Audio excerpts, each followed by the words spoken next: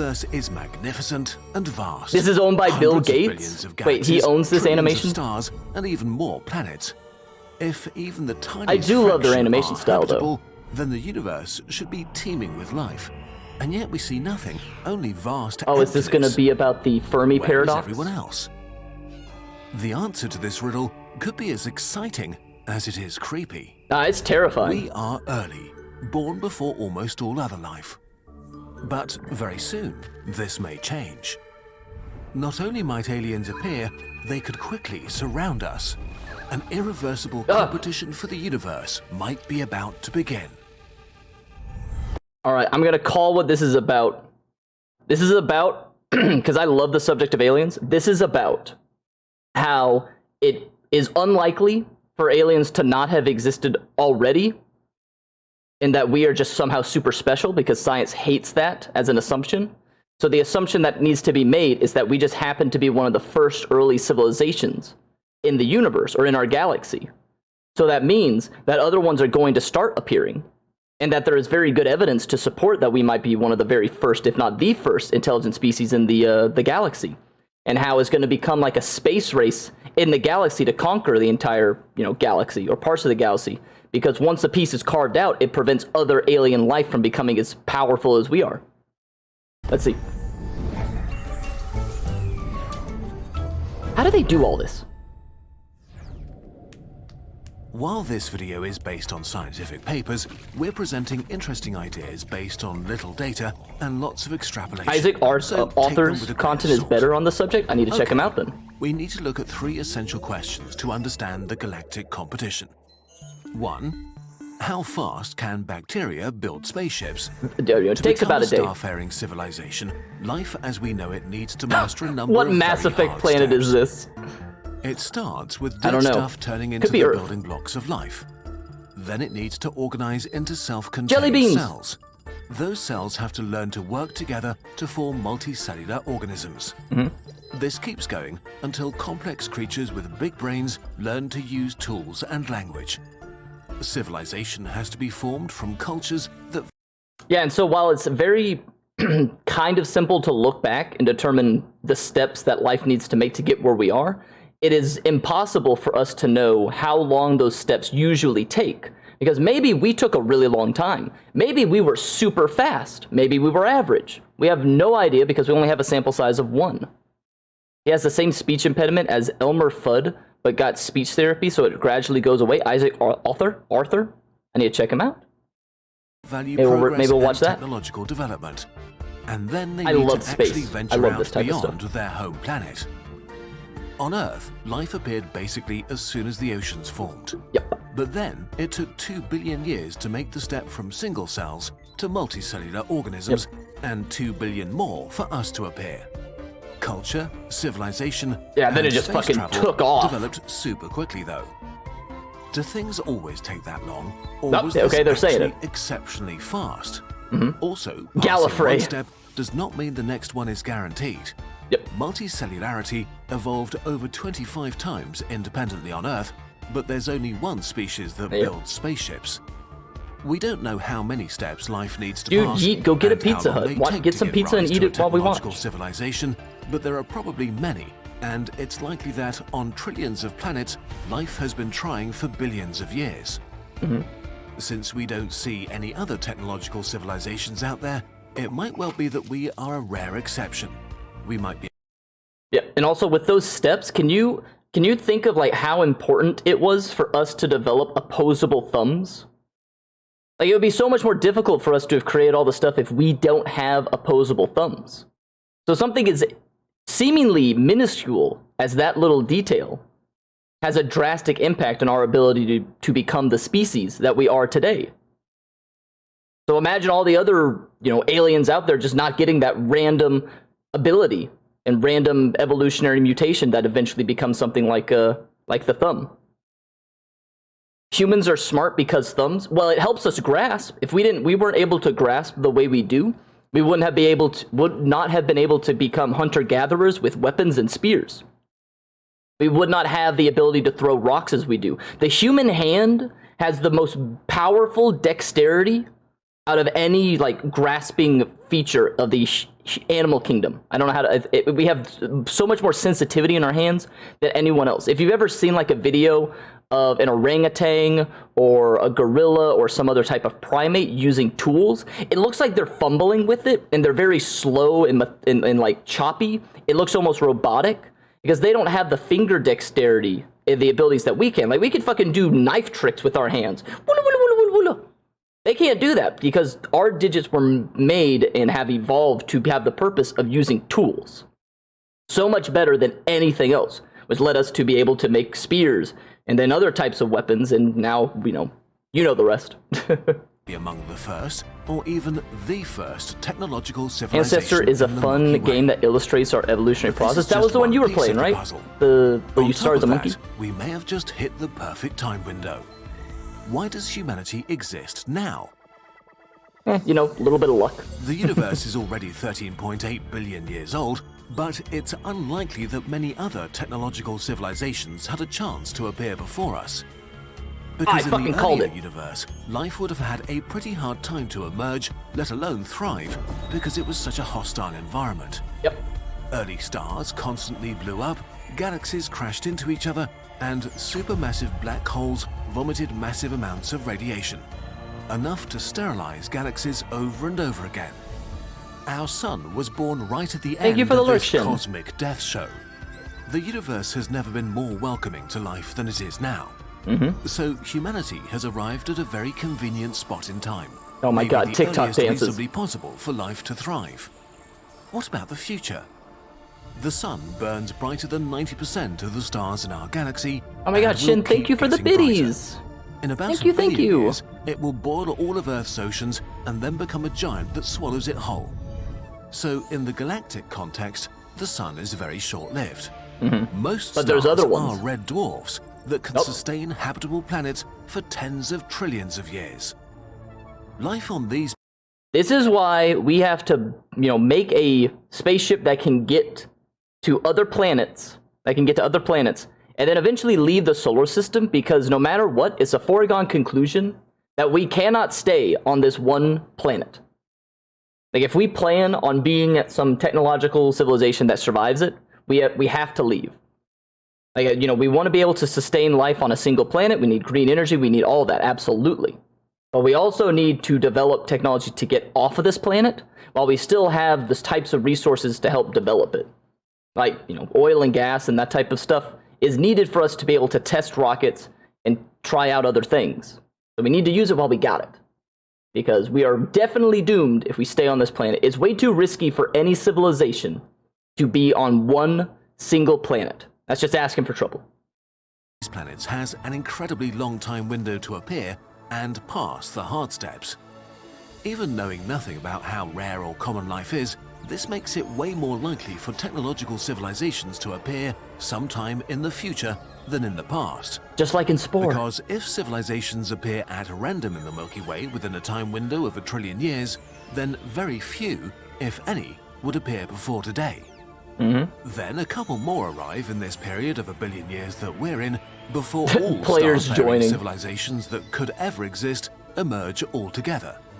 This weird tsunami-like distribution is the result of both the hard steps model and something else. A sort of deadline for any spacefaring civilization. Yep, because no one else can take it. Civilization coming after will find it hard to have room to survive, so all potential life has to cram in before it. Humanity exists now because otherwise we might have missed this deadline.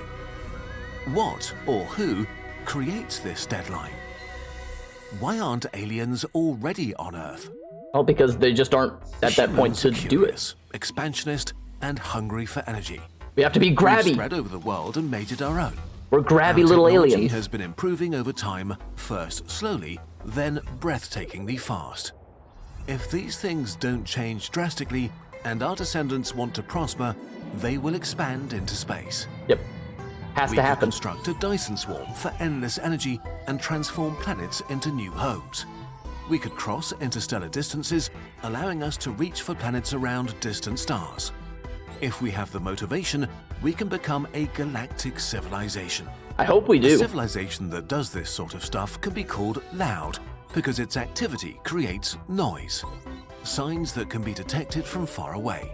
I'm gonna have to look Imagine up what star someone lifting in a is. forest, cutting down trees, starting fires, and laying down roads. The more intense their work, the easier they are to notice. It's so An sad, though. expanding technological civilization would probably be hard to miss. Our telescopes would pick up all that energy, and we would clearly identify artificial interference with stars and planets. Another consequence of this business is that it's very disruptive to the environment. Clearing a forest means the end of its wildlife. Yep, those squirrels aren't going to become Activity like has left human no chance civilizations. for a squirrel civilization to God appear. damn it!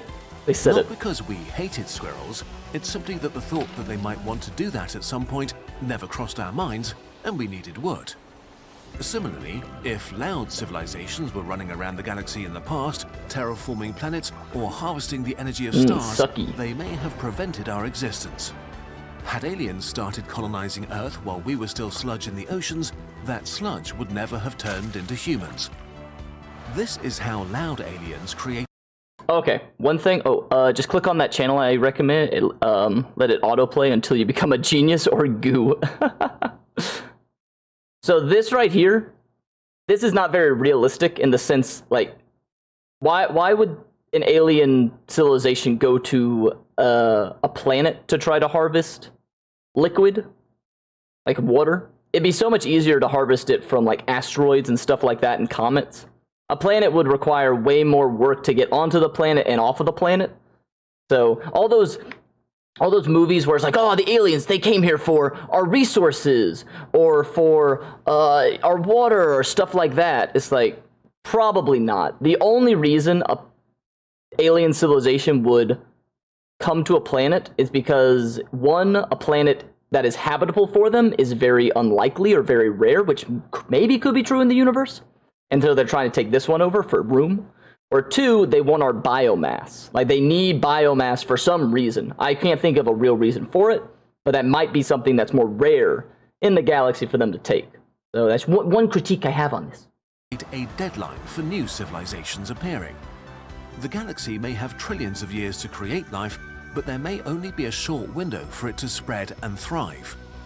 Even if a loud civilization respects planets with naturally occurring life and expands around them, like humans do with wildlife reserves, any civilization on such a planet would not be able to expand ever. Trapped forever on a tiny island. But here we are, so loud aliens were probably never here. What about aliens that don't expand? They would be quiet aliens. Yeah, but if they don't expand, they're going to be stuck. One star system and don't have a noticeable impact on their cosmic surroundings. Then they're doomed. Humanity is like this right now. We wouldn't be able to detect ourselves from the other side of the Milky Way. If they stay quiet forever, maybe because of their culture or abilities, then they are not really a concern for us. Nope, and they have doomed we only themselves. Have one sample to draw from. They will die when the solar system now, dies. We are on the path to becoming loud. Hell yeah. If we're not special and succeed anyway, then any other civilization with the motivation and resources to would eventually expand beyond its planet of origin. Okay, what are the consequences of all these assumptions and ideas? Grave consequences. Race to the stars. If we are... Oh yeah, I guess it is. If they could build stuff like in the Gundam series, where they have those like spinny planet things or planetoids that then led to space Nazis and stuff. And have the gravity well planets. If they could make that, yeah, because then if you warp space and time to have your own artificial gravity, that could work if we can figure out how to do that. But we're working on a bunch of stuff. The models for the colonies were actual NASA designs. I did not know that, but I did know that they were relatively scientifically accurate. So that makes sense how they were scientifically accurate. Really early, then eventually others will catch up with us. No! Civilizations will emerge all over the place. And these new aliens will look at space, see no signs of life, and come to the same conclusion. They exist because loud civilizations have not yet taken over everything, but it only takes one loud civilization to crowd them out of the entire galaxy. Jump scares. They, like us, will face an important decision. Do they stay quiet, take it easy, and tend to their planet for as long as possible, or do they start expanding to take a chunk of the galaxy before someone else arrives? Yep. And not being a type of civilization that will go to take a chunk of the galaxy is way too risky. It's kind of like how a culture on Earth that is all about nature and living in harmony with nature and just living with what you got was always overtaken by a civilization that was more expansionary and competitive. And there are a lot of other things that go into this, but a kind of example would be like the Native Americans on the the American continent, and the Europeans. Europeans were all about expansionist, competitive, and outcompeting each other to a way greater degree than the Native Americans, which made it, one, they were more resistant to certain types of bacteria that formed from those types of conflicts on Europe, which then spread into North America. And it led to them developing better weaponry, better tactics, ships, and a lust for power to expand. And when they finally came to America, because they went across the sea because of that drive to be more competitive, to find another way to India, boom, they ended up on the continent. They're like, oh shit, we're going to expand. And since the Native Americans didn't have that type of culture, the only way that they would have been able to avoid such a situation is if every other civilization on Earth had that same idea of like, let's just not be competitive, which would be great, but that's way too risky of an assumption to make. All these aliens bite their lower lip and they're having a good time touching whatever that is on the bottom there. Kawaii alien. Meeting others does not necessarily mean war or conflict. Correct. But it means that new borders will arise, limits that may persist forever. And eventually conflict will ensue. In the worst case, a civilization could be completely enveloped by the empires of others, eternally doomed to be a galactic backwater without control over their fate. So if we want a seat at the galactic adults table, we best get to work. Exactly. If we really are early, we have an incredible opportunity to mold thousands or even millions of planets according to our vision and dreams. And one day, when we meet others, we can greet them and meet them as equals. Wouldn't or that be blow nice? each other up, who knows? Wait, what's this? We've finally received a signal from the Cosmic Pioneers crew that we lost contact with 10 years ago. Huh? Through a special imaging technique this is called an ad. illustration, we're able to reveal what happened to them. This is an ad. Okay. Well, okay. I think we're going to stop there, but I do want to say that humanity has a great opportunity if we are early, which we most likely are. We need to, one, be able to expand within our own solar system, and then develop ways to go beyond this one solar system in some way, because we need to preserve the human race in some capacity, I would think. Because even if there aren't any other aliens, eventually, it's a long ways away, but eventually, our solar system will die. That's inevitable. No matter how much we do green energy, which we should do, absolutely. Control, for expansionist human population, too many of us on there and know how to use our good our resources limitly and stuff like that. Eventually, the planet dies, no matter what. So we have to be able to do it, is what my opinion is. But we also have to balance it out with everything else. But it should always be something that's on our minds, I think. So, all right, thank y'all for watching with me. Now let's go over to Mass Effect.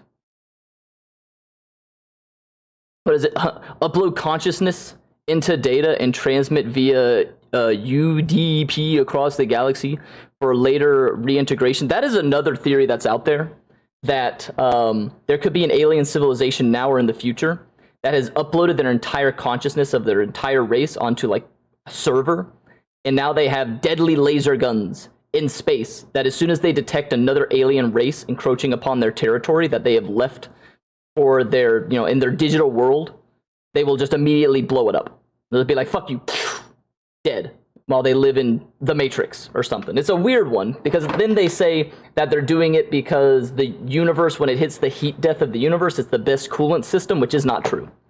It's not true.